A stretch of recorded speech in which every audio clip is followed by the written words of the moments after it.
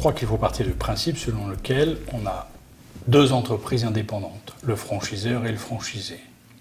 Soyons clairs et cyniques, si l'une des deux entreprises fait faillite, cela a forcément un impact sur l'autre.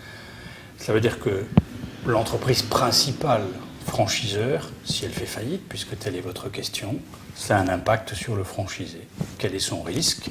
Eh bien, c'est de ne plus avoir en provenance du franchiseur la mise à disposition de tous les éléments constitutifs de la franchise, tels que marque, enseigne, assistance, savoir-faire.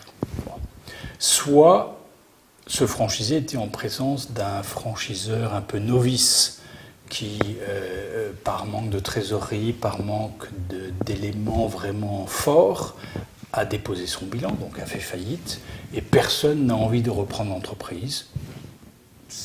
Le franchisé va se retrouver tout seul, sans vrai recours, sauf peut-être la possibilité de se retrouver avec 2, 3 franchisés du réseau et à devenir à leur tour franchiseur en reprenant par exemple l'enseigne, par exemple un circuit d'approvisionnement.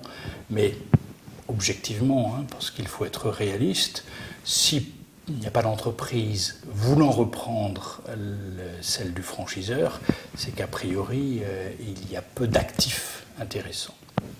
Si en revanche, on est dans une hypothèse où le franchiseur a une vraie notoriété, a un vrai savoir-faire, mais a rencontré à un moment ou à un autre un problème de trésorerie, à ce moment-là, je crois que la logique économique va l'emporter, c'est-à-dire qu'un autre franchiseur, une autre entreprise va être intéressée par ce réseau, parce qu'on sait qu'aujourd'hui, il y a des restructurations qui vont plutôt vers le sens de la réunification d'entreprises.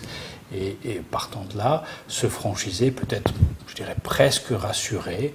Il va trouver, au travers de la reprise de son franchiseur par un autre, le soutien qu'il attendait au travers de la signature du contrat de franchise. Dans le contrat de franchise, on ne peut pas pouvoir prévoir une clause venant dire que si tel franchiseur reprend, je peux ou je ne peux pas, etc. Il y a néanmoins un principe qui va s'appliquer, à savoir que la notion d'intuitu personae, qui est une notion forte en franchise, elle va pouvoir s'appliquer dans l'hypothèse où le franchisé pourrait considérer que le repreneur du franchiseur n'a pas le même état d'esprit, n'est pas avec la même façon de procéder, la même volonté d'aller de l'avant, la même politique en termes de communication, de positionnement de la marque. Et dès lors, le franchisé, qu'est-ce qu'il pourra faire? Il pourra éventuellement reprendre sa liberté ou bien rester. Mais entre les deux, il n'aura pas vraiment de solution.